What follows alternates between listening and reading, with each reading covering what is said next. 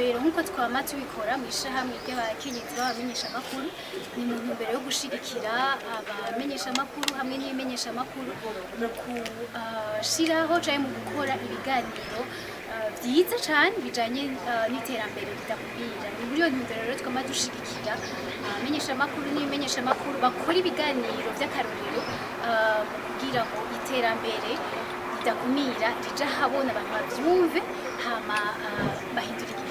Abamenyeshamakuru twobatera akamo kuri uno musi wahariwe ubwigenge bw'abamenyeshamakuru, ubwigenge bwo kumenyesha amakuru mu gukora ibiganiro, ntibakora ibiganiro biri ivyo twokwita mu gifaransa biri bâclé, babifatire umwanya babikore neza, ni ibiganiro kandi babishire mu mamedia, babishire mu maradiyo, babishire mu mateleviziyo, mu mboneshakure, ibiganiro bijanye n'iterambere rikumira. Turabona ko mu maradiyo, mu mamedia canke mu mateleviziyo ni ibiganiro bidakunze kuhaba cane, ni co gituma ishirahamwe ry'abafasoni b'abamenyeshamakuru tubatera intege kugira ngo babikorereko kuko ni ikintu nyamukuru mu Burundi mbere no kw'isi.